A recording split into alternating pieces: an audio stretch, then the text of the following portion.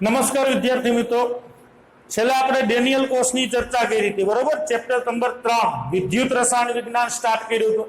એમાં પહેલા વિદ્યુત રસાયણ વિજ્ઞાન કેને કહેવાય એની માહિતી આપી કે ભાઈ સ્વયંસ્ફુરિત પ્રક્રિયા દરમિયાન ઉત્પન્ન થતી રાસાયણિક ઉર્જાને વિદ્યુત ઉર્જામાં ફેરવવી તથા આ વિદ્યુત ઉર્જાનો ઉપયોગ બિન સ્વયંસ્ફુરિત પ્રક્રિયા માટે કરવો, આ હેતુ ઉપર આખું વિદ્યુત રસાયણ વિજ્ઞાન છે એ કાર્ય કરે છે. આવી પ્રક્રિયાઓનો અભ્યાસ વિદ્યુત રસાયણ વિજ્ઞાનની અંદર કરવામાં આવે છે. પછી એની થોડીક ઉપયોગિતાની ચર્ચા કરી હતી કે ભાઈ ઘણી બધી ધાતુઓ છે, સોડિયમ હાઇડ્રોક્સાઇડ જેવા રસાયણ, ક્લોરીન ફ્લોરિન જેવા અણુઓ, આ બધી વસ્તુ છે એ વિદ્યુત રાસાયણિક પ્રક્રિયાઓ દ્વારા બનાવી શકાય છે.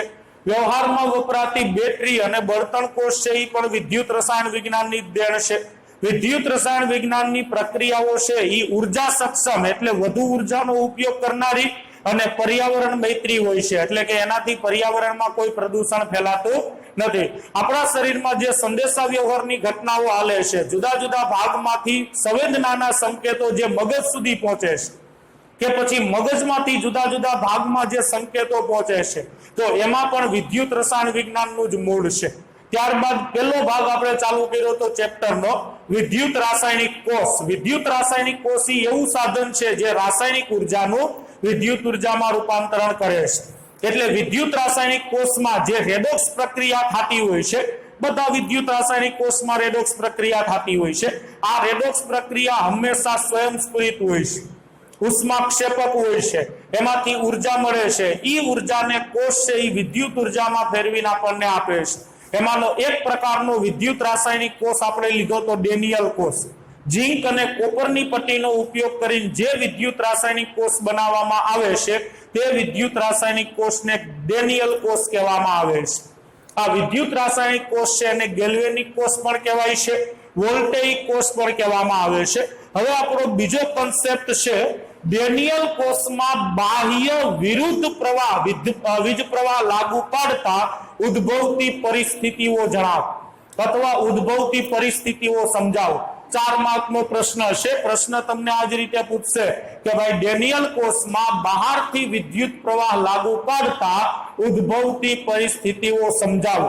તો ડેનિયલ કોષમાં આપણે કીધું કે જ્યારે ડેનિયલ કોષમાં વપરાતા દ્રાવણની સાંદ્રતા 1 મોલર હોય, ડેનિયલ કોષમાં તમે જે દ્રાવણ વાપરો છો એ દ્રાવણની સાંદ્રતા જો 1 મોલર હોય તો એ સમયે ડેનિયલ કોષનો જે કોષ પોટેન્શિયલ એને E0 સેલ વડે દર્શાવવામાં આવે છે. ડેનિયલ કોષનો કોષ પોટેન્શિયલ, આ કોષ પોટેન્શિયલ એટલે શું? તો કે કોઈ પણ કોષમાંથી મળતો વિદ્યુત પ્રવાહ એને કોષ પોટેન્શિયલ કહેવામાં આવે છે.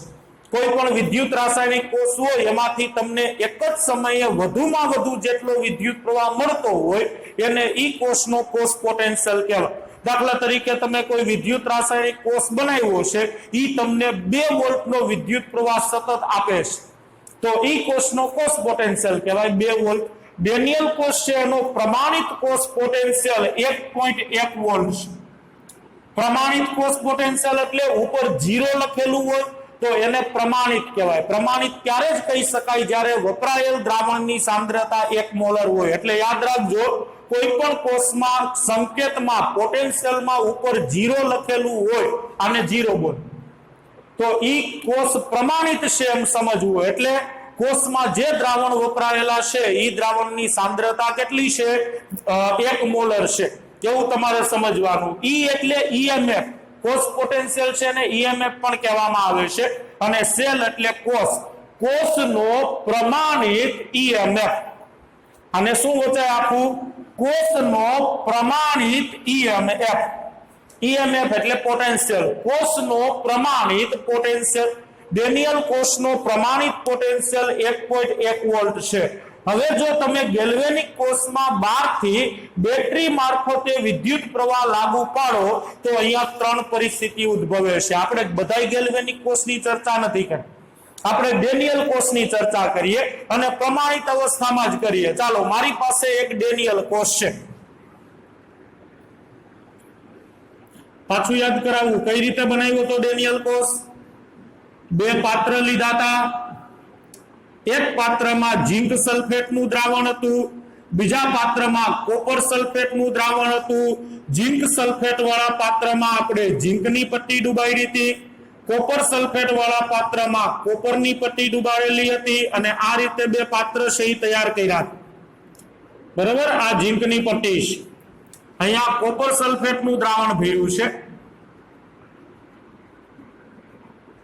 અને એમાં મેં આ કોપરની પટ્ટી ડુબાડેલી છે. કોપર એટલે તાંબુ. ચાલો, આ કોપરની પટ્ટી ડુબાડેલી છે. પછી શું કર્યું હતું આપણે? બે દ્રાવણ છે અને ક્ષાર સેતુ મારફતે જોડી દીધા હતા. ચાલો, ક્ષાર સેતુ મારફતે બે દ્રાવણ છે એ જોડાઈ ગયા છે. ક્ષાર સેતુમાં શું ભરેલું હોય? ક્ષારનું દ્રાવણ ભરેલું હોય છે. કેવા ક્ષારનું? એમોનિયમ નાઇટ્રેટ અથવા પોટેશિયમ નાઇટ્રેટ જેવા ક્ષારનું દ્રાવણ છે એ ક્ષાર સેતુમાં ભરેલું હોય છે. ચાલો, ક્ષાર સેતુ રેડી થઈ ગયો છે. હવે તમારે આ બે વિદ્યુત ધ્રુવ ઝીંકની અને કોપરની પટ્ટી છે એને ગેલ્વેનોમીટર મારફતે અથવા વોલ્ટમીટર મારફતે જોડી દેવાની છે. ચાલો, આપણે જોડી દીધું. તો આ આપણો ડેનિયલ કોષ છે એ તૈયાર થઈ ગયો છે. હવે ડેનિયલ કોષમાં કઈ રેડોક્સ પ્રક્રિયા થતી હશે? તો કે ઝીંક ને એનું રૂપાંતરણ Zn2+ માં થતું હોય, કોપરનું રૂપાંતરણ છે કોપર આયનનું રૂપાંતરણ કોપર ધાતુમાં થતું હોય. એટલે ડેનિયલ કોષની અંદર આ પ્રકારની પ્રક્રિયા છે એ થતી હોય છે. ડેનિયલ કોષ ધારી લો કે અત્યારે પ્રમાણિત છે. પ્રમાણિત એટલે આ દ્રાવણ છે એની સાંદ્રતા 1 મોલર રાખી છે અને આ દ્રાવણની સાંદ્રતા 1 મોલર રાખી છે. તો વોલ્ટમીટરનો કાંટો ક્યાં હશે? 1.1 વોલ્ટ ઉપર. એટલે તમને અહીંથી 1.1 વોલ્ટ વિદ્યુત પ્રવાહ છે એ મળે છે. હવે આ ડેનિયલ કોષમાં હું બહારથી બેટરી મારફતે આને વિદ્યુત પ્રવાહ આપું. બરોબર, ડેનિયલ કોષમાં બહારથી હું વિદ્યુત પ્રવાહ છે એ લાગુ પાડું છું. ધારી લો કે મેં અહીંયા એક બેટરી લીધી છે. ચાલો, આ બેટરી છે અને બેટરી મારફતે હું ડેનિયલ કોષને બહારથી વિદ્યુત પ્રવાહ આપું છું.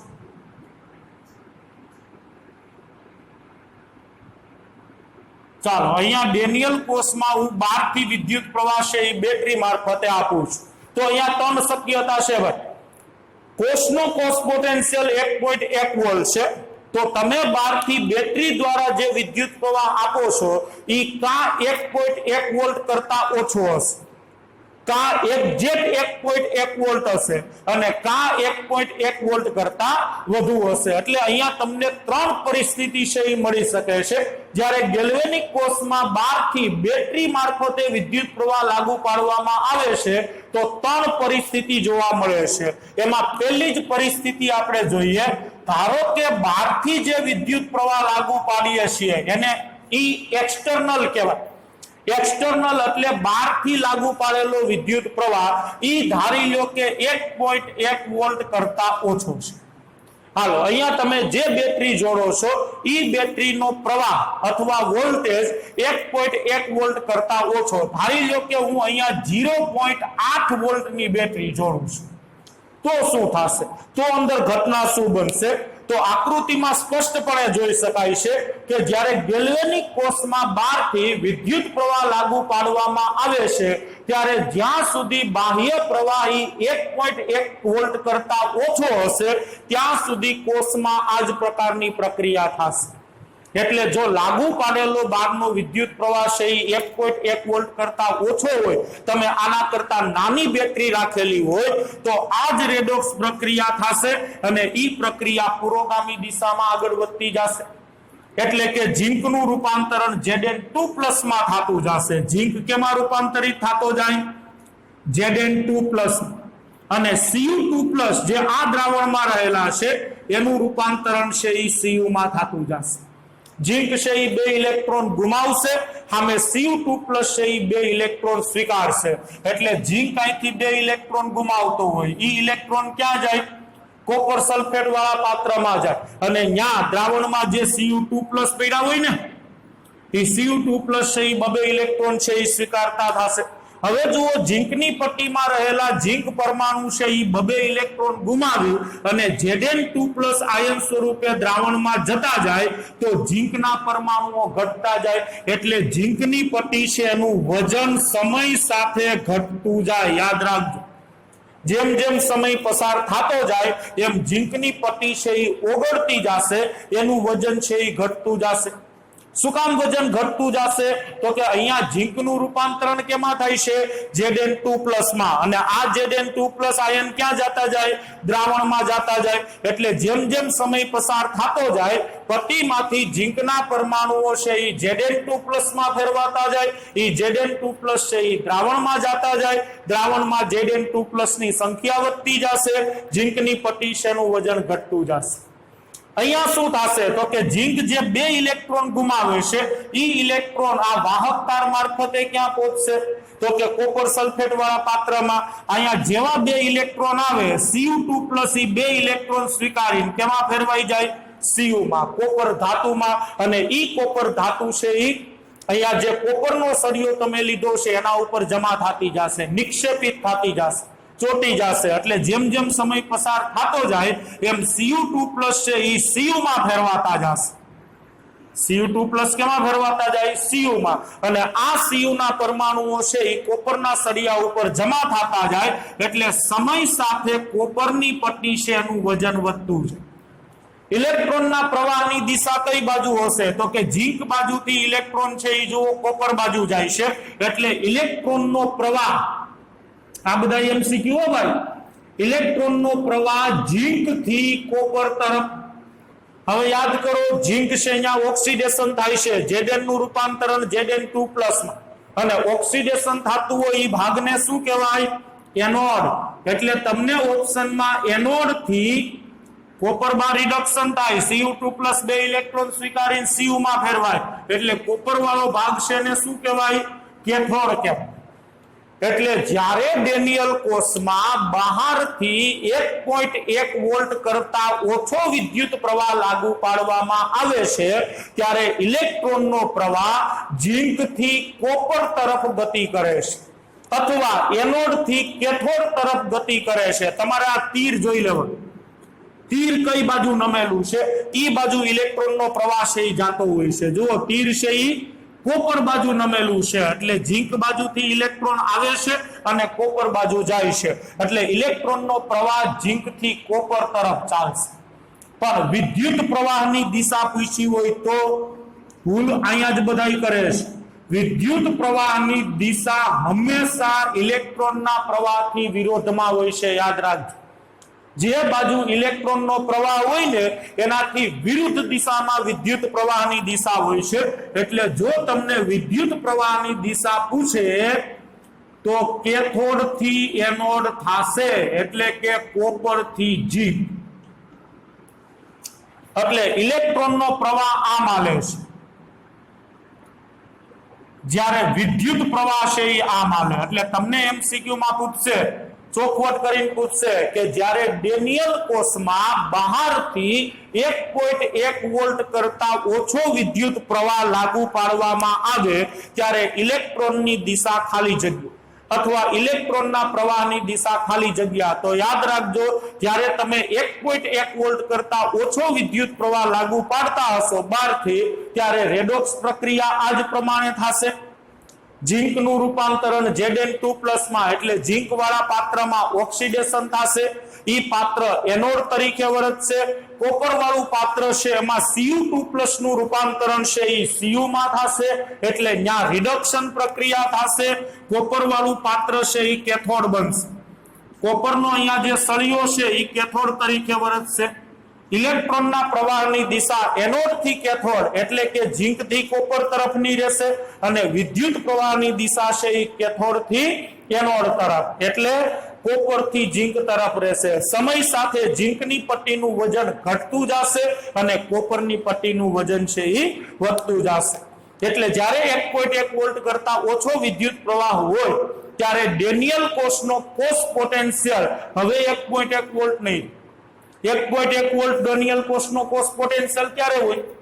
આ નો હોય ત્યારે. જ્યારે તમે બહારથી વિદ્યુત પ્રવાહ લાગુ ન પાડતા હોય ને ત્યારે ડેનિયલ કોષનો કોષ પોટેન્શિયલ 1.1 વોલ્ટ હોય, પણ બહારથી તમે જ્યારે વિદ્યુત પ્રવાહ લાગુ પાડશો ત્યારે ડેનિયલ કોષનો કોષ પોટેન્શિયલ 0 થી 1.1 વોલ્ટ વચ્ચેનો થઈ જશે.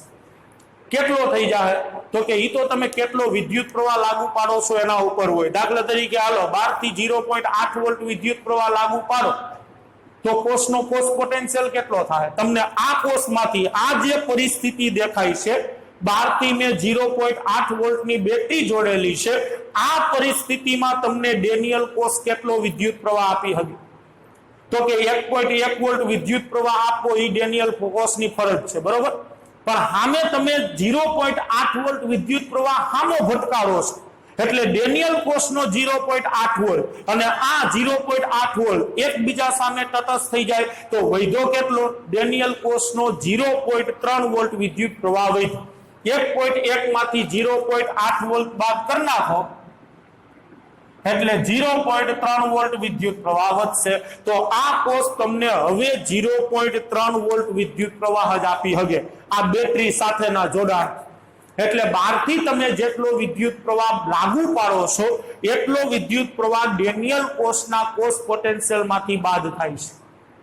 તો પછી ડેનિયલ કોષનો કોષ પોટેન્શિયલ કેટલો હોય? તો કે 0 થી 1.1 વોલ્ટની વચ્ચેનો હોય.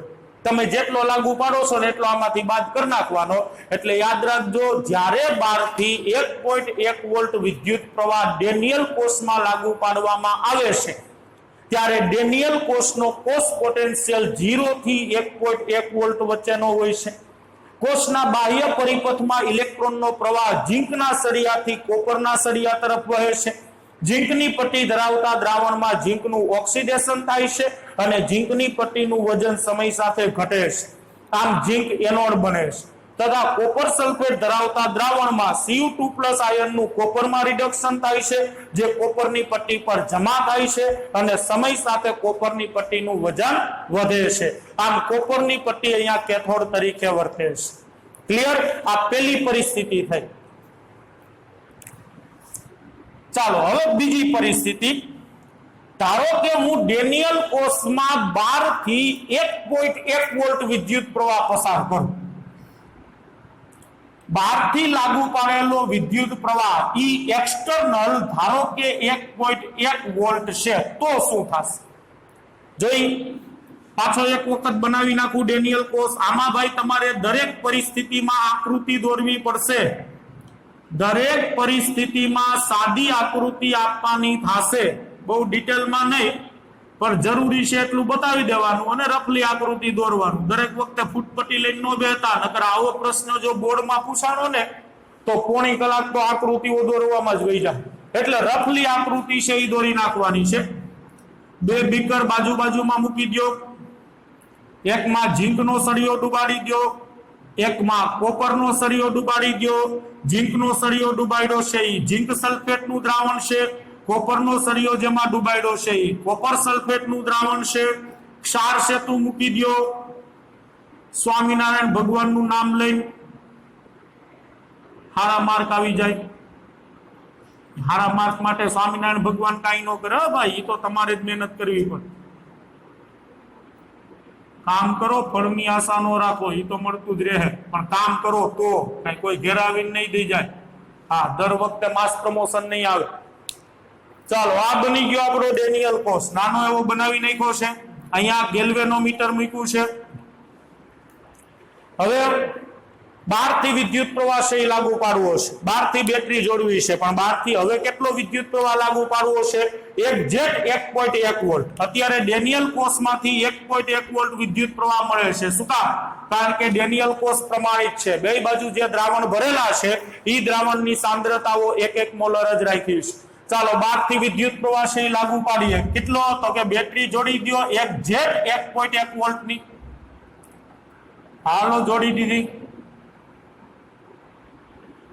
હા, 1.1 વોલ્ટની બેટરી છે એ મેં 12 થી જોડી દીધી. કેવડી? 1.1 વોલ્ટની. તો હવે શું થાય? ડેનિયલ કોષમાં જે પ્રક્રિયા થતી હતી કઈ? Zn+Cu2+, એમાંથી Zn2+Cu. તો આ પ્રક્રિયા છે એ કઈ બાજુ આગળ હાલશે? પુરોગામી દિશામાં કે પ્રતિગામી દિશામાં? અહીંયા તો આપણે કીધું કે ભાઈ પ્રક્રિયા પુરોગામી દિશામાં આગળ થાય છે. ક્યારે? જ્યારે 1.1 વોલ્ટ કરતા ઓછો વિદ્યુત પ્રવાહ તમે 12 થી લાગુ પાડો છો ત્યારે. પણ એક્ઝેક્ટ 1.1 વોલ્ટ વિદ્યુત પ્રવાહ લાગુ પાડશો ત્યારે શું થશે? આકૃતિમાં દર્શાવ્યા પ્રમાણે જો ડેનિયલ કોષમાં 1.1 વોલ્ટ જેટલો વિદ્યુત પ્રવાહ બાહ્ય રીતે લાગુ પાડવામાં આવે તો કોષમાં થતી રેડોક્સ પ્રક્રિયા સંપૂર્ણપણે બંધ થઈ જાય છે. પ્રક્રિયા સંપૂર્ણપણે બંધ. સંપૂર્ણપણે બંધ થઈ જાય એનો મતલબ કે આ પ્રક્રિયા પુરોગામી દિશામાં ન હાલે અને પ્રતિગામી દિશામાં ન હાલે. ઝીંકનું Zn2+ માં રૂપાંતરણ નહીં થાય અને Cu2+ નું Cu માં રૂપાંતરણ નહીં થાય. હવે ઝીંક છે એ જો Zn2+ માં રૂપાંતરણ ન પામે તો ઇલેક્ટ્રોન મુક્ત નહીં કરે અને ઇલેક્ટ્રોન મુક્ત નહીં કરે તો ઇલેક્ટ્રોનનો પ્રવાહ નહીં હાલે. ઇલેક્ટ્રોનનો પ્રવાહ ન હાલે તો વિદ્યુત પ્રવાહનો ઉત્પન્ન થાય. એટલે અહીંયા વોલ્ટમીટર છે એ તમને 0 મૂલ્ય બતાવશે. આ નસે કાકા 0 ઉપર એટલે કે ઇલેક્ટ્રોન અહીંથી આ બાજુ નથી જતા, અહીંથી આ બાજુ નથી જતા. તો એનો મતલબ એવો થયો કે જ્યારે ડેનિયલ કોષમાં 12 થી 1.1 વોલ્ટ વિદ્યુત પ્રવાહ લાગુ પાડવામાં આવે છે ત્યારે ડેનિયલ કોષ કાર્ય કરતો બંધ થઈ જાય છે. કાર્ય કરતો બંધ થઈ જાય એટલે વિદ્યુત પ્રવાહ ઉત્પન્ન કરી શકતો નથી. વિદ્યુત પ્રવાહ ઉત્પન્ન નથી કરતો એનો મતલબ એનો કોષ પોટેન્શિયલ 0.0 વોલ્ટ થઈ. એમાંથી તમને વિદ્યુત પ્રવાહ મળશે જ નહીં. શું કામ? તો કે જેટલો વિદ્યુત પ્રવાહ ડેનિયલ કોષ ઉત્પન્ન કરતો હતો એટલો તો તમે 12 થી સામો ભટકાડો છો તો હવે કઈ વધશે જ નહીં. આનો 1.1 વોલ્ટ 12 થી તમે સામો 1.1 વોલ્ટ લાગુ પાડો છો તો સરવાળે પરિણામી વિદ્યુત પ્રવાહ શું થઈ જાય? શૂન્ય થઈ જાય. એટલે આ પરિસ્થિતિમાં ડેનિયલ કોષ છે એ વિદ્યુત પ્રવાહ ઉત્પન્ન કરી શકતો નથી. આ પરિસ્થિતિમાં ઇલેક્ટ્રોનનો પ્રવાહ અને વિદ્યુત પ્રવાહ બંને અટકી ગયા હોય છે. ઇલેક્ટ્રોનનો પ્રવાહ બંધ. એનોડથી કેથોડ બાજુ ઇલેક્ટ્રોન નો જાય, કેથોડ થી એનોડ બાજુ ઇલેક્ટ્રોન નો જાય. આયા તમે લેમ્પ મૂકશો તો લેમ્પ હવે નહીં થાય કારણ કે વિદ્યુત પ્રવાહ જ ઉત્પન્ન નથી થતો. વિદ્યુત પ્રવાહ ઉત્પન્ન થાય તો લેમ્પ થાય ને, તો આ કાંટો હલે. પણ અહીંયા જેટલો વિદ્યુત પ્રવાહ ડેનિયલ કોષ ઉત્પન્ન કરતો હતો સામે એટલો જ તમે ધાબેડો 12 થી તો સરવાળે વિદ્યુત પ્રવાહ શું થઈ જાય છે? શૂન્ય. એટલે આ પરિસ્થિતિમાં ડેનિયલ કોષ કાર્ય કરતો નથી. તમને એમસીક્યુ માં પૂછે કે કઈ પરિસ્થિતિમાં ડેનિયલ કોષ વિદ્યુત પ્રવાહ ઉત્પન્ન કરતો નથી તો જ્યારે E એક્સટર્નલ 1.1 વોલ્ટ હોય, જ્યારે 12 થી 1.1 વોલ્ટ વિદ્યુત પ્રવાહ લાગુ પાડવામાં આવે ત્યારે ડેનિયલ કોષ છે એ કાર્ય કરતો નથી, વિદ્યુત પ્રવાહ ઉત્પન્ન કરતો નથી. ચાલો 12 થી 1.1 વોલ્ટ વિદ્યુત પ્રવાહ લાગુ પાડવામાં આવે ત્યારે ઝીંકની પટ્ટીના વજનનું શું થશે? વધે, ઘટે, અચળ રહે, વધઘટ થાય, શું થશે? તો કે અહીંયા Zn નું Zn2+ માં રૂપાંતરણ નથી થતું તો ઝીંકની પટ્ટીમાં વજનમાં કોઈ ફેરફાર નહીં થાય. એટલે ઝીંકની પટ્ટી છે એનું વજન અચળ રહેશે. અચળ એટલે નહીં વધારો થાય નહીં ઘટાડો થાય. ચાલો કોપરની પટ્ટીમાં શું ફેરફાર થશે? તો કે અહીંયા Cu2+ નું Cu માં રૂપાંતરણ થતું નથી. કોપર છે એ ઓક્સિડેશન અનુભવતો નથી. કોપર આયન રિડક્શન અનુભવતો નથી. હવે જ્યાં સુધી કોપરની પટ્ટી ઉપર કોપરના પરમાણુઓ જમા ન થાય ત્યાં સુધી કોપરની પટ્ટીનું વજન વધવાનું ઘટવાનું નથી. એટલે કોપરની પટ્ટીનું વજન પણ અચળ રહેશે. એમાંય સમય સાથે કોઈ ફેરફાર થશે નહીં. આ બધા એમસીક્યુ યાદ રાખજો ભાઈ. 12 થી કેટલો વિદ્યુત પ્રવાહ લાગુ પાડવામાં આવે ત્યારે શું થાય છે? એટલે બાહ્ય પરિપથમાં ઇલેક્ટ્રોનનું કે વિદ્યુત પ્રવાહનું વહન થતું નથી. ડેનિયલ કોષ આ પરિસ્થિતિમાં કાર્ય કરતો નથી એટલે કે વિદ્યુત પ્રવાહ ઉત્પન્ન કરતો નથી. હવે ત્રીજી પરિસ્થિતિ જોઈ. ત્રીજી પરિસ્થિતિમાં શું થાય છે? ચાલો ત્રીજી પરિસ્થિતિ શું છે? તો કે પહેલા આપણે શું કર્યું? 1.1 વોલ્ટ કરતા ઓછો વિદ્યુત પ્રવાહ લાગુ પાડ્યો. હવે શું કર્યું? 1.1 વોલ્ટ વિદ્યુત પ્રવાહ લાગુ પાડ્યો. તો હવે હું 12 થી 1.1 વોલ્ટ કરતા વધુ વિદ્યુત પ્રવાહ લાગુ પાડું છું. હા, 12 થી લાગુ પાડેલો વિદ્યુત પ્રવાહ 1.1 વોલ્ટ કરતા વધારે છે. પાછી એક વખત પુત્રી આકૃતિ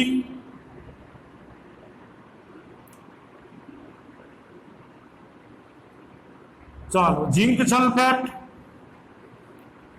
કોપર સલ્ફેટ ઝીંક સલ્ફેટના દ્રાવણમાં ઝીંકનો સળિયો, કોપર સલ્ફેટના દ્રાવણમાં કોપરનો સળિયો, આ કોપર, આ ઝીંક દ્રાવણ 1 મોલર, આ દ્રાવણ 1 મોલર, આ ઝેડેન સલ્ફેટનું દ્રાવણ, આ કોપર સલ્ફેટનું દ્રાવણ, આમાં થતી પ્રક્રિયા Zn + Cu2+, એમાંથી Zn2+ અને Cu. બરાબર. હવે ક્ષાર સેતુ મૂકી દો, હનુમાનજીનું નામ લઈને. ભગવાન તો બધા હરકત છે ને ભાઈ, સ્વામિનારાયણનું નામ લ્યો, હનુમાનજીનું નામ લ્યો, બધા હરકત છે. ચાલો મૂકી દીધો ક્ષાર સેતુ. બાહ્ય તાર મારફતે ઝીંક અને કોપરને વોલ્ટમીટર દ્વારા જોડી દો એટલે આપણને ખબર પડે કે ઇલેક્ટ્રોન કઈ બાજુ રખડે છે. હાલો વોલ્ટમીટર છે એ મૂકી દીધું. હવે તો કે હવે તમારે 12 થી 1.1 વોલ્ટ કરતા મોટી બેટરી લાગુ પાડવાની છે. ચાલો 2 વોલ્ટની બેટરી ગોતીએ એવો ક્યાંકથી, 2 વોલ્ટ અને 2 વોલ્ટની બેટરી છે એ લાગુ પાડી દઈ. 12 થી 2 વોલ્ટ વિદ્યુત પ્રવાહ છે આપણે લાગુ પાડી દઈએ છીએ. ચાલો 2 વોલ્ટ વિદ્યુત પ્રવાહ છે લાગુ પાડી દીધું. તો હવે શું થશે? કોષનો કોષ પોટેન્શિયલ કેટલો હતો ભાઈ? 1.1 વોલ્ટ હતો. તમે 12 થી કેટલો વિદ્યુત પ્રવાહ લાગુ પાડ્યો? 2 વોલ્ટનો વિદ્યુત પ્રવાહ લાગુ પાડ્યો. તો ઉત્પન્ન થતા વિદ્યુત પ્રવાહ કરતા 12 થી તમે વધારે વિદ્યુત પ્રવાહ લાગુ પાડી દીધો ને, તો કોષમાં થતી પ્રક્રિયા છે એ ઉલટાઈ જશે. એટલે કોષમાં આ પ્રક્રિયા નહીં થાય પણ આ પ્રક્રિયા થશે. કોષમાં પ્રતિગામી દિશામાં પ્રક્રિયા થવા મળશે. એટલે કે Zn2+ છે, આ દ્રાવણમાં Zn2+ હોય ને, એનું રૂપાંતરણ ઝીંકમાં થશે અને ઈ ઝીંકના પરમાણુ ઝીંકની પટ્ટી ઉપર ચોટશે. Zn2+ ઝીંકમાં ફેરવાશે અને Cu છે એ Cu2+ માં ફેરવાશે. એટલે કોષમાં થતી પ્રક્રિયા છે એ તદ્દન ઉલટાઈ જશે. અહીંયા કોપરના પરમાણુઓ છે એ ધીમે ધીમે Cu2+ સ્વરૂપે Cu માં રૂપાંતરિત થવા મળશે. આખી ઘટના જ ઉલટાઈ જાય. જો તમે 12 થી કોષ પોટેન્શિયલ કરતા વધુ વિદ્યુત પ્રવાહ લાગુ પાડશો તો કોષમાં થતી પ્રક્રિયા રેડોક્સ પ્રક્રિયાની દિશા છે એ ઉલટાઈ જશે. રેડોક્સ પ્રક્રિયા છે એ પ્રતિગામી દિશામાં થવા મળશે. ઝીંકનું રૂપાંતરણ Zn2+ માં અને Zn2+ નું રૂપાંતરણ ઝીંકમાં અને Cu નું રૂપાંતરણ Cu2+ માં થાય છે. ઝીંક છે એ ધીમે ધીમે કેમાં ફેરવા ઝીંક આયન જે દ્રાવણમાં રહેલા છે એ કેમાં ફેરવાશે? Zn માં. અને Cu છે એ કેમાં ફેરવાશે? Cu2+ માં. તો હવે જુઓ, Zn2+ એ ઇલેક્ટ્રોન સ્વીકાર્યા અને ઝીંકમાં ફેરવાનો, તો અહીંયા Zn2+ નું શું થયું? રિડક્શન. Cu એ 2 ઇલેક્ટ્રોન ગુમાવ્યા અને ઈ Cu2+ માં ફેરવાનો, તો કોપરનું શું થયું? ઓક્સિડેશન. હવે રિડક્શન થાય એને કેથોડ કહેવાય, ઓક્સિડેશન થાય એને એનોડ કહેવાય. તો જ્યારે તમે 12 થી 1.1 વોલ્ટ કરતા વધુ વિદ્યુત પ્રવાહ લાગુ પાડશો ત્યારે ઝીંકનો સળિયો કેથોડ બની જશે. અહીંયા ઝીંકનો સળિયો શું હતો? એનોડ હતો. અહીંયા તો કે એનોડ કેથોડ કાંઈ નહોતું, કારણ કે અહીંયા તો કોષ કામ જ નહોતો કરતો. પણ હવે ઝીંકનો સળિયો કેથોડ બની જશે અને કોપરનો સળિયો છે એ એનોડ બનશે. શું કામ? કારણ કે હવે જુઓ કોપરનું ઓક્સિડેશન થવા મળ્યું છે. કોપર છે એ 2 ઇલેક્ટ્રોન ગુમાવે છે. હવે કોપર જે 2 ઇલેક્ટ્રોન ગુમાવે છે એ ઇલેક્ટ્રોન વાહક તાર મારફતે ક્યાં આવશે? ઝીંક બાજુ. તો ઇલેક્ટ્રોનનો પ્રવાહ કઈ બાજુ આવેલો ભાઈ? કોપર થી ઝીંક. કોપર શું છે? એનોડ. અને ઝીંક શું છે? કેથોડ. અને વિદ્યુત પ્રવાહ ની દિશા, તો કે વિદ્યુત પ્રવાહની દિશા થશે ઇલેક્ટ્રોનના પ્રવાહની દિશાથી વિરોધી. એટલે ઝીંક થી કોપર. અને ઝીંક શું છે? કેથોડ. કેથોડ થી એનોડ. હવે પેલી પરિસ્થિતિ જુઓ. પેલી પરિસ્થિતિમાં ઇલેક્ટ્રોનનો પ્રવાહ ક્યાં હતો? એનોડ થી કેથોડ. ઉપરનું જરીક વાર ભૂલી જાવ. એનોડ થી કેથોડ. અહીંયા ક્યાં છે? एनोड थी कैथोड। तो आनो मतलब समझाणो, तमे बहारथी गमे एटलो विद्युत प्रवाह लागू पाडो, कोषना कोष पोटेन्शियल थी ओछो विद्युत प्रवाह लागू पाडो के कोषना कोष पोटेन्शियल थी વધુ विद्युत प्रवाह लागू पाडो, इलेक्ट्रॉन नो प्रवाह हमेशा एनोड थी कैथोड तरफ ज रहेशे। अहींया एनोड थी कैथोड तरफ, अहींया एनोड थी कैथोड तरफ। इलेक्ट्रॉन नो प्रवाह हमेशा एनोड थी कैथोड तरफ रहेशे अने विद्युत प्रवाहनी दिशा हमेशा कैथोड थी एनोड तरफ रहेशे। हाँ, ई बात अलग छे कि जो बहारथी तमे कोष पोटेन्शियल करता વધુ विद्युत प्रवाह लागू पाडशो तो कैथोड ने एनोड बदलाई जशे। आया जे एनोड होय आया कैथोड बनी जाशे अने आया जे कैथोड होय आया एनोड बनी जाशे, पण इलेक्ट्रॉन नो प्रवाह तो एनोड थी कैथोड तरफ ज रहेशे। विद्युत प्रवाहनी दिशा छे ई हमेशा कैथोड थी एनोड तरफ ज रहेशे। एटले आ मोस्ट आईएमपी कन्सेप्ट छे। इलेक्ट्रॉन नो प्रवाह तमने पूछ्यो होय तो एमां एक ज ऑप्शन आवशे, एनोड थी कैथोड तरफ। हाँ, पछी आवी परिस्थिति आपीने ऑप्शन में एनोड कैथोड नो आप्युं होय, जिंक कॉपर आप्युं होय तो जोजो आया जिंक थी कॉपर छे अने अहींया कॉपर थी जिंक छे, पण एनोड कैथोड आप्युं होय तो बेयमां एक हरखुं ज छे। एनोड थी कैथोड तरफ इलेक्ट्रॉन नो प्रवाह अने विद्युत प्रवाहनी दिशा छे ई कैथोड थी एनोड तरफ। जो 1.1 वोल्ट करता विद्युत प्रवाह ओछो होय तो आ प्रक्रिया थशे અને જો 1.1 વોલ્ટ કરતા વિદ્યુત પ્રવાહ વધુ હોય તો આ પ્રક્રિયા નો થાય પણ આ પ્રક્રિયા થશે। એટલે પ્રક્રિયા ઈ જ પણ પ્રતિગામી દિશામાં ચાલવા મળશે। Zn2+ નું રૂપાંતરણ Zn માં અને Cu નું રૂપાંતરણ Cu2+ માં થશે। ક્લિયર? ચાલો, ઝીંકની પટ્ટીનું વજન વધે કે ઘટે? તો અહીંયા જુઓ જી, Zn2+ નું રૂપાંતરણ Zn માં થાય છે એટલે દ્રાવણમાં જે Zn2+ હોય ઇલેક્ટ્રોન સ્વીકારીને ઝીંકમાં ફેરવાશે અને ઈ ઝીંકના પરમાણુ ક્યાં જમા થશે? ઝીંકની પટ્ટી ઉપર। એટલે ઝીંકની પટ્ટી હોય એનું વજન સમય સાથે વધતું જાય। કોપરની પટ્ટીનું વજન, તો કોપરમાં જુઓ જી શું થાય છે તો કે કોપર પરમાણુઓ છે ઈ કોપર આયનમાં ફેરવાય છે। એટલે જેમ જેમ સમય પસાર થતો જાય એમ કોપરના પરમાણુઓ છે ઈ પટ્ટીમાંથી છૂટા પડી કોપર આયનમાં ફેરવાય અને ઈ કોપર આયન દ્રાવણમાં જાય એટલે કોપરની પટ્ટી છે એનું વજન ઘટે। આના કરતા તદ્દન ઉલટું થઈ જશે, યાદ રાખજો।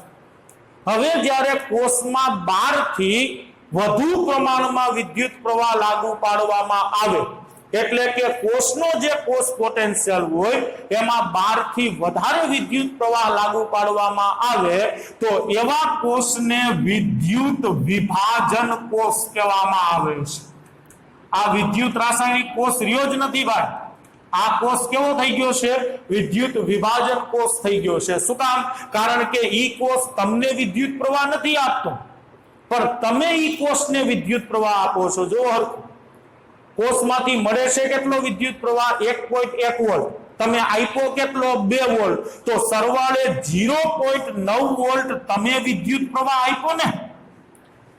મળતો તો 1.1 વોલ્ટ, તમે આપ્યો બહારથી 2 વોલ્ટ, હવે 1.1 વોલ્ટ સામે 1.1 વોલ્ટ તટસ્થ થઈ ગયો તો સરવાળે તમે 0.9 વોલ્ટ વિદ્યુત પ્રવાહ બહારથી આપ્યો ને, એટલે આ કોષમાં વિદ્યુત પ્રવાહ મળતો નથી, ઉલટાનો આપણે એને વિદ્યુત પ્રવાહ આપીએ છીએ અને જે કોષમાં તમે બહારથી વિદ્યુત પ્રવાહ આપતા હોય એવા કોષને વિદ્યુત વિભાજન કોષ કહેવામાં આવે છે। વિદ્યુત વિભાજન કોષ એવું સાધન છે કે જે વિદ્યુત ઉર્જાનું રાસાયણિક ઉર્જામાં રૂપાંતરણ કરે છે। વિદ્યુત વિભાજન કોષ એવું સાધન છે કે જે વિદ્યુત ઉર્જાનું રાસાયણિક ઉર્જામાં રૂપાંતરણ કરે છે। અહીંયા શું થતું હતું તો કે કોષમાંથી મળતો તો 1.1 વોલ્ટ વિદ્યુત પ્રવાહ, તમે બહારથી આપતા હતા 0.8, તો 0.8 સામે 0.8 તટસ્થ થઈ જતો તો સરવાળે તમને 0.3 વોલ્ટ વિદ્યુત પ્રવાહ મળતો। એટલે તમને જ્યારે વિદ્યુત પ્રવાહ મળતો હોય ત્યારે ઈ કોષને વિદ્યુત રાસાયણિક કોષ કહેવાય। તમને જ્યારે વિદ્યુત પ્રવાહ મળતો હોય ત્યારે ઈ કોષને વિદ્યુત રાસાયણિક કોષ કહેવાય। આ વિદ્યુત રાસાયણિક કોષ છે ઈ રાસાયણિક ઉર્જાનું વિદ્યુત ઉર્જામાં રૂપાંતરણ કરે છે। જોજો બેયના સિદ્ધાંતો જુદા જુદા છે। જ્યારે તમને વિદ્યુત પ્રવાહ મળતો હોય ત્યારે વિદ્યુત રાસાયણિક કોષ છે એમાં રાસાયણિક ઉર્જાનું વિદ્યુત ઉર્જામાં રૂપાંતરણ થાય છે। પણ જ્યારે તમે વધુ પ્રમાણમાં કોષ પોટેન્શિયલ કરતા વધુ પ્રમાણમાં વિદ્યુત પ્રવાહ બહારથી આપો ત્યારે એવા કોષને વિદ્યુત વિભાજન કોષ કહેવામાં આવે છે। અને વિદ્યુત વિભાજન કોષ વિદ્યુત ઉર્જાનું રાસાયણિક ઉર્જામાં રૂપાંતરણ કરે છે। તમે જે વધારાનો વિદ્યુત પ્રવાહ આપો છો ને કોષ વિદ્યુત પ્રવાહને રાસાયણિક ઉર્જામાં ફેરવી અને આ પ્રક્રિયાને આપી દે એટલે પ્રક્રિયા છે ઊંધી ચાલવામાં। યાદ કરો સ્વયંસ્ફુરિત પ્રક્રિયા પ્રતિગામી દિશામાં બિન સ્વયંસ્ફુરિત, આ સ્વયંસ્ફુરિત પ્રક્રિયા આપમેળે થતી હતી પણ પ્રતિગામી દિશામાં એ કેવી હોય બિન સ્વયંસ્ફુરિત। બિન સ્વયંસ્ફુરિત પ્રક્રિયાને ચલાવવા માટે ઉર્જાની જરૂર પડે। એ ઉર્જા ક્યાંથી આવી તો કે તમે જે વધારાનો વિદ્યુત પ્રવાહ આપ્યો ને કોષે વિદ્યુત પ્રવાહને રાસાયણિક ઉર્જામાં ફેરવી નાખ્યો અને આ પ્રક્રિયાને આપ્યું એટલે પ્રક્રિયા છે ઊંધી દિશામાં બિન સ્વયંસ્ફુરિત પ્રક્રિયા ચાલુ થઈ। એટલે અહીંયા આ વસ્તુ ખાસ યાદ રાખજો। તમે જ્યારે કોષના કોષ પોટેન્શિયલ થી વધુ વિદ્યુત પ્રવાહ બહારથી દાખલ કરો ત્યારે કોષ છે વિદ્યુત વિભાજન કોષ બને છે। ચાલો આ કોષનો કોષ પોટેન્શિયલ શું હોય તો કે મળતો તો કેટલો 1.1 વોલ્ટ, તમે આપો છો કેટલો 2 વોલ્ટ, તો 1.1 વોલ્ટ માંથી 2 વોલ્ટ બાદ કરો જી તો -0.9 વોલ્ટ થયો ને। તો એનો મતલબ તમે આ કોષને 12 થી 0.9 વોલ્ટ વિદ્યુત પ્રવાહ આપો છો। સામાન્ય રીતે કોઈ દી વિદ્યુત રાસાયણિક કોષના પોટેન્શિયલ ઋણ નો, વિદ્યુત રાસાયણિક કોષ હોય એના પોટેન્શિયલ હંમેશા ધન હોય છે। જો તમને કોષનો કોષ પોટેન્શિયલ ઋણ મળે ને તો સમજી જવું એ વિદ્યુત વિભાજન કોષ। તમને એમસીક્યુ માં પૂછશે કે વિદ્યુત વિભાજનના કોષ પોટેન્શિયલ ખાલી જગ્યા હોય છે ધન ઋણ 0 કે ત્રણેય, તો યાદ રાખજો વિદ્યુત વિભાજન કોષના પોટેન્શિયલ હંમેશા ઋણ હોય છે અને વિદ્યુત રાસાયણિક કોષના પોટેન્શિયલ હંમેશા ધન હોય છે। બેયમાં તફાવત કેટલો, આમાંથી તમને વિદ્યુત પ્રવાહ મળે અને આમાં તમારે વિદ્યુત પ્રવાહ આપવો પડે। અહીંયા સ્વયંસ્ફુરિત પ્રક્રિયા થતી હોય, આમાં બિન સ્વયંસ્ફુરિત પ્રક્રિયા થતી હોય છે। અહીંયા વિદ્યુત વિભાજન કોષ છે વિદ્યુત રાસાયણિક કોષ છે એ રાસાયણિક ઉર્જાનું વિદ્યુત ઉર્જામાં રૂપાંતરણ કરે છે। વિદ્યુત વિભાજન કોષ છે એ વિદ્યુત ઉર્જાનું રાસાયણિક ઉર્જામાં રૂપાંતરણ કરે છે। બેયમાં સમાનતા કેટલી, અહીંયા ઓક્સિડેશન થાય એને એનોડ કહેવાય, રિડક્શન થાય એને કેથોડ કહેવાય। અહીંયા ઓક્સિડેશન થાય એને એનોડ કહેવાય, રિડક્શન થાય એને કેથોડ કહેવાય। અહીંયા ઇલેક્ટ્રોનનો પ્રવાહ એનોડ થી કેથોડ હોય, અહીંયા ઇલેક્ટ્રોનનો પ્રવાહ એનોડ થી કેથોડ હોય। અહીંયા વિદ્યુત પ્રવાહની દિશા કેથોડ થી એનોડ હોય, અહીંયા વિદ્યુત પ્રવાહની દિશા છે એ કેથોડ થી એનોડ હોય છે। ક્લિયર? તો આ ત્રણ પરિસ્થિતિ છે એ ઉદ્ભવી શકે છે જ્યારે ડેનિયલ કોષમાં બાહ્ય વિદ્યુત પ્રવાહ છે એ લાગુ પાડવામાં આવે છે। તો કન્સેપ્ટ છે એ અહીંયા પૂરો થયો। હવે પછીનો પાછો કન્સેપ્ટ આવે છે ગેલ્વેનિક કોષ સમજાવ। ચાલો ઈ જોઈએ થોડું।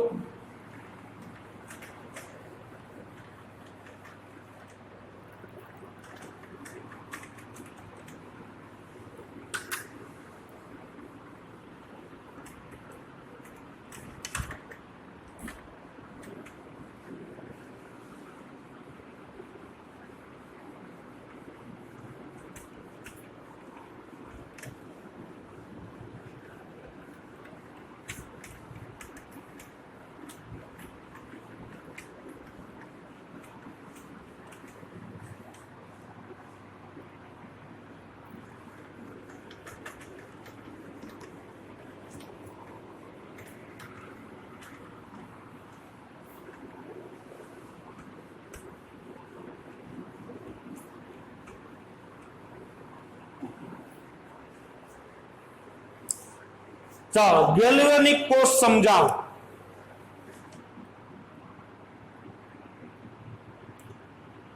ગેલ્વેનિક કોષ મોટા ભાગનું તો આની અંદર રિવિઝન જ થાય છે।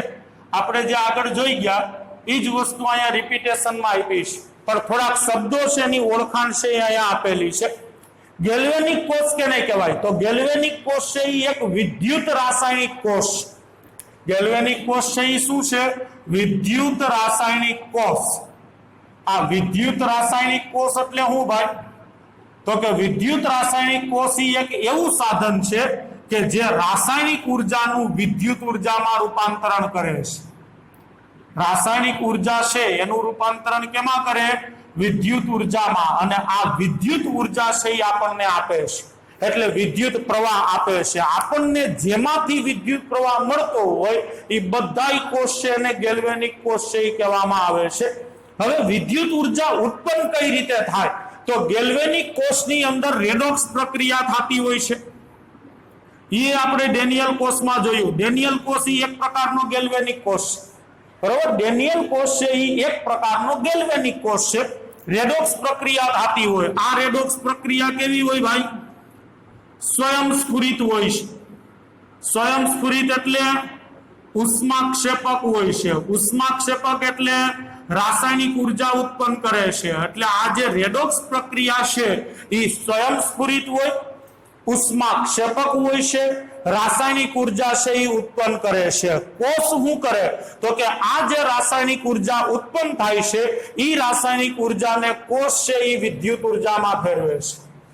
કોષ છે એ રાસાયણિક ઉર્જાને વિદ્યુત ઉર્જામાં ફેરવે છે અને આપણને આ વિદ્યુત ઉર્જા છે એ આપે છે. આ વિદ્યુત ઉર્જાનો ઉપયોગ કરી અને તમે જે કાર્ય કરો, વિદ્યુત ઉર્જાના ઉપયોગ દ્વારા તમે જે કાર્ય કરો, પછી પંખો ચલાવવાનું કાર્ય કરો, મોટર ચલાવવાનું કાર્ય કરો, રેડિયો ચલાવવાનું કાર્ય કરો, દિવાલ ઘડિયાળ ચલાવવાનું કાર્ય કરો, આ વિદ્યુત ઉર્જાનો ઉપયોગ કરીને તમે જે કાર્ય કરો એને વિદ્યુતીય કાર્ય કહેવામાં આવે છે. ઇંગ્લિશમાં એને electrical work in symbolic form WELE dot electrical work વિદ્યુતીય કાર્ય કહેવામાં આવે છે. કોઈ પૂછે કે ભાઈ વિદ્યુતીય કાર્ય એટલે શું? ચાલો એક માર્કનો પ્રશ્ન પૂછાય કે વિદ્યુતીય કાર્ય એટલે શું, તો શું જવાબ આપવાનો?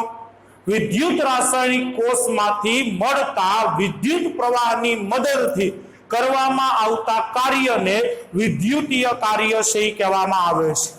હવે કોઈ પણ કોષ દ્વારા તમે કેટલું વિદ્યુતીય કાર્ય કરી શકો એ ખ્યાલ છે? ચાલો મારી પાસે આ એક વિદ્યુત રાસાયણિક કોષ છે. આ શું છે? વિદ્યુત રાસાયણિક કોષ. આ એક વિદ્યુત રાસાયણિક કોષ છે. બીજા શબ્દોમાં કહો, આપણી ભાષામાં તો આ બેટરી છે. આ એક બેટરી છે. ઇંગ્લિશમાં એને બેટરી કહેવાય, ગુજરાતીમાં વિદ્યુત રાસાયણિક કોષ કહેવાય. તો આ કોષ દ્વારા હું વધુમાં વધુ કેટલું કાર્ય કરી શકું? ચાલો, આ કોષ દ્વારા વધુમાં વધુ કેટલું કાર્ય કરી શકાય? તો કે કોષમાં જે પ્રક્રિયા થતી હોય, દરેક વિદ્યુત રાસાયણિક કોષમાં કોઈક ને કોઈક પ્રક્રિયા થતી હોય છે. એ પ્રક્રિયા હંમેશા કેવી હોય? રેડોક્સ પ્રક્રિયા હોય છે. એટલે રિડક્શન અને ઓક્સિડેશનના સરવાળાથી મળતી પ્રક્રિયા હોય છે. તો વિદ્યુત રાસાયણિક કોષમાં જે પ્રક્રિયા થાય છે એ પ્રક્રિયાનો જે મુક્ત ઉર્જા ફેરફાર હોય, યાદ આવ્યો? ઉષ્માગતિશાસ્ત્ર ડેલ્ટા જી, જેને ગિબ્સ ઉર્જા ફેરફાર પણ કહેવાય. વૈજ્ઞાનિક ગિબ્સ એનાની શોધ કરી હતી, એટલે એના માનમાં જ એના નામ ઉપરથી આને સિમ્બોલ આપ્યો છે જી.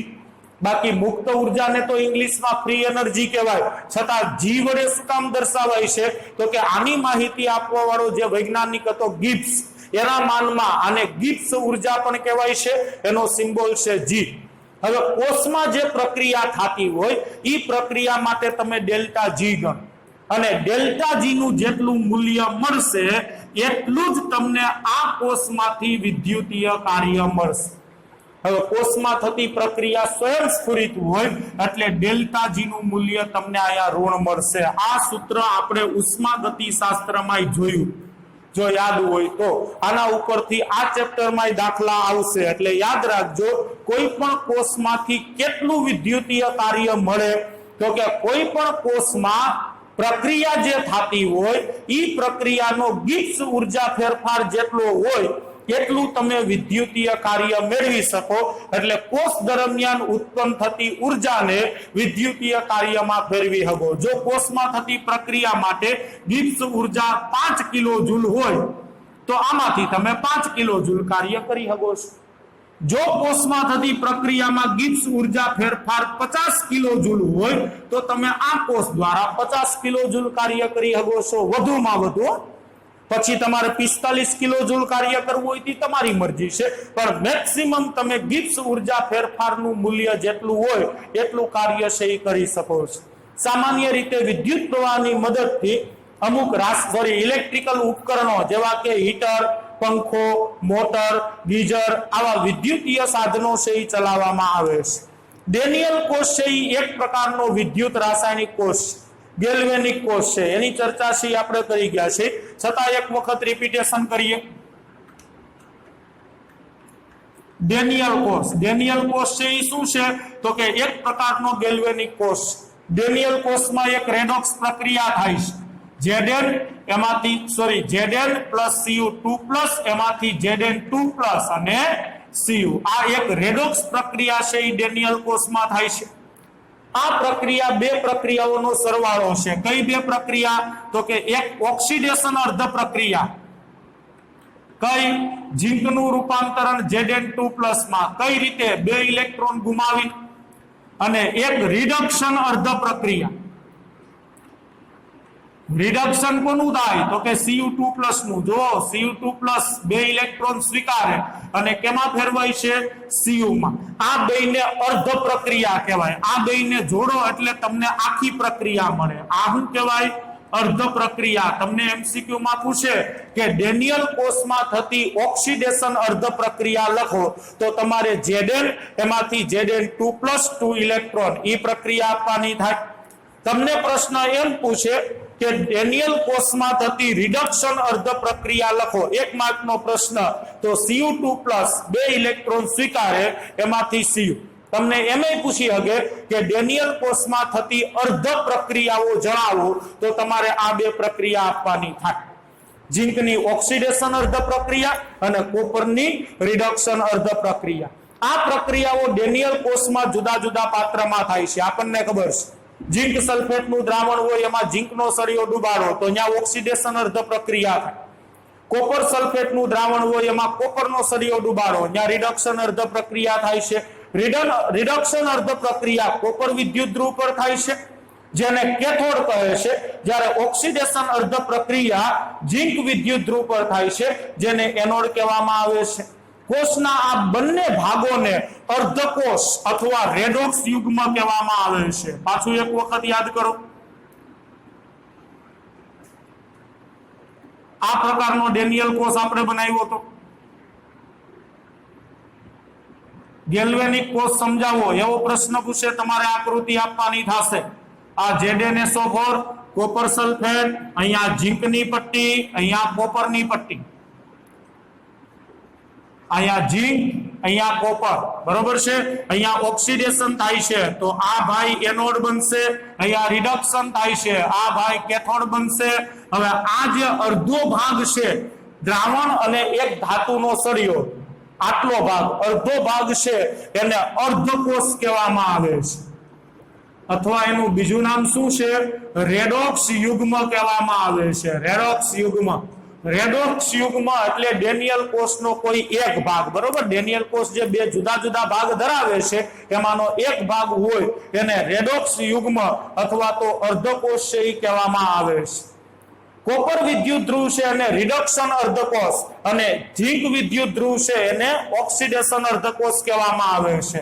અહીંયા જે તમે ધાતુની પટ્ટી ડુબાડો છો ને એને સામાન્ય રીતે વિદ્યુત ધ્રુવ કહેવાય, બરોબર.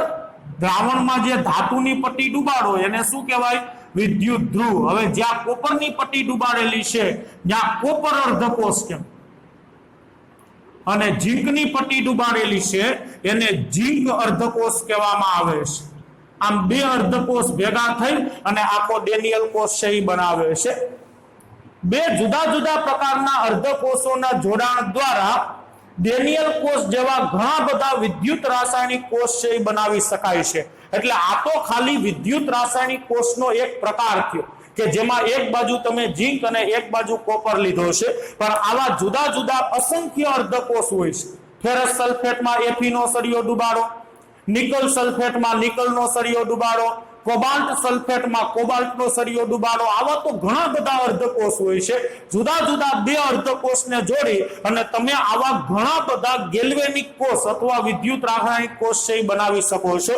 જ્યાં ઝીંક અને કોપરમાંથી બનેલો કોષ છે એને જ ડેનિયલ કોષ કહેવામાં આવે છે. પછી અહીંયા તમે લોખંડનો સળિયો રાખો તેને વિદ્યુત રાસાયણિક કોષ કહેવાય, ડેનિયલ કોષ નો. ડેનિયલ કોષ ફિક્સ છે, એક બાજુ ઝીંક અને એક બાજુ કોપર હોય તો એને શું કહેવામાં આવે છે? ડેનિયલ કોષ છે એ કહેવામાં આવે છે, અથવા સોરી ડેનિયલ કોષ કહેવામાં આવે છે. આના જેવા તમે બીજા કોષ બનાવો, બે જુદા જુદા અર્ધકોષ જોડે તો એને વિદ્યુત રાસાયણિક કોષ અથવા ગેલ્વેનિક કોષ અથવા વોલ્ટેઇક કોષ છે એ કહેવામાં આવે છે. દરેક અર્ધકોષમાં દ્રાવણમાં ડુબાડેલી ધાતુની પટ્ટીને શું કહેવાય? વિદ્યુત ધ્રુવ છે એ કહેવામાં આવે છે. હવે કોષની રચના દરમિયાન બે અર્ધકોષને વોલ્ટમીટર અથવા એમીટર અથવા ગેલ્વેનોમીટર મારફતે જોડવામાં આવે છે. 12 વાહક તાર મારફતે વચ્ચે હું રાખવાનું? એમીટર રાખી શકો તમે, ગેલ્વેનોમીટર રાખી શકો કે વોલ્ટમીટર રાખી શકો. મીટરનું કામ શું છે? તો કે વિદ્યુત પ્રવાહનું માપન કરવા, ઇલેક્ટ્રોનની દિશા જણાવવાનું. એટલે એ તો ત્રણમાંથી કોઈ પણ મીટર છે એ કરી શકે છે. એટલે કોઈ પણ મીટર છે એ તમે રાખી શકો છો. જરૂર જણાય તો સ્વિચ રાખી શકો છો. તમને એવી ઈચ્છા થાય કે ભાઈ આપણે થોડીક વાર માટે ડેનિયલ કોષ બંધ કરી દેવો છે તો અહીંયા સ્વિચ રાખી દેવાની. સ્વિચ ચાલુ કરશો, નીચે પાડશો તો ડેનિયલ કોષ કામ કરવા મળશે. સ્વિચ બંધ કરી દેવો તો ડેનિયલ કોષ છે એ કાર્ય કરતો બંધ થઈ જશે. એટલે સ્વિચ રાખી શકાય છે. બંને અર્ધકોષના વિદ્યુત વિભાજીય દ્રાવણને ક્ષાર સેતુ મારફતે જોડવામાં આવે છે. તો એ આપણને ખબર છે, યુ આકારની કાચની નળી કે જેમાં એમોનિયમ નાઇટ્રેટ અથવા પોટેશિયમ નાઇટ્રેટનું દ્રાવણ ભરેલું હોય, આ યુ આકારની નળીને શું કહેવામાં આવે છે? ક્ષાર સેતુ. એટલે ક્ષાર સેતુ મારફતે બંને વિદ્યુત વિભાજીય, અહીંયા તમે જે દ્રાવણ લ્યો છો એ દ્રાવણને શું કહેવાય? વિદ્યુત વિભાજ્ય. શબ્દો યાદ રાખતા રહેજો ભાઈ, હવે વર્ણનમાં આવા જ શબ્દો આવશે. કોઈ જગ્યાએ વિદ્યુત ધ્રુવ શબ્દ આવે સમજી જવું, ધાતુની પટ્ટી. વિદ્યુત વિભાજીય શબ્દ આવે દ્રાવણ, દ્રાવણ છે ને વિદ્યુત વિભાજીય કહેવામાં આવે છે.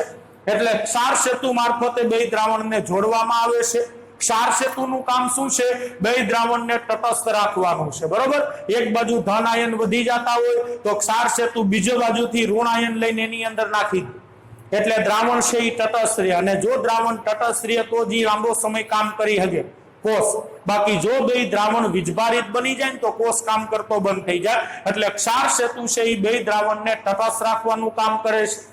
કેટલીક વાર બંને વિદ્યુત ધ્રુવોને એક જ વિદ્યુત વિભાજીય દ્રાવણમાં ડુબાડવામાં આવે છે. આવા કિસ્સામાં ક્ષાર સેતુની જરૂર પડતી નથી. ગેલ્વેનિક કોષ છે એ એક પાત્રીય પણ હોય છે. અત્યારે અમુક ગેલ્વેનિક કોષ એવા આવે છે કે એમાં એક જ દ્રાવણમાં બે સળિયા ડુબાડવામાં આવે છે. ધારી લો કે આ કોપર સલ્ફેટનું દ્રાવણ છે તો ઝીંકનો સળિયો આમાં ડુબાડવામાં આવે, કોપરનો સળિયો આમાં ડુબાડવામાં આવે છે. તાર મારફતે બે સળિયાને જોડી દેવામાં આવે છે. એટલે આવા કોષ જોવા મળે છે. એક પાત્રીય, એક જ પાત્રમાં એક જ દ્રાવણમાં બે સળિયાને ડુબાડવામાં આવે છે. તો આ રીતે ગેલ્વેનિક કોષ છે એ તમે એક પાત્રમાં બનાવી શકો છો અને આ રીતે જુદા જુદા પાત્રમાં બનાવી શકો છો. પણ જ્યારે ગેલ્વેનિક કોષ તમે એક પાત્રમાં બનાવેલો હોય ત્યારે ક્ષાર સેતુની જરૂરિયાત રહેતી નથી. ક્ષાર સેતુ ક્યારે વાપરવો પડે? તો કે જ્યારે બે જુદા જુદા પાત્રમાં જુદા જુદા દ્રાવણમાં ગેલ્વેનિક કોષ છે એ બનાવેલો હોય ત્યારે ક્ષાર સેતુની જરૂર પડે છે.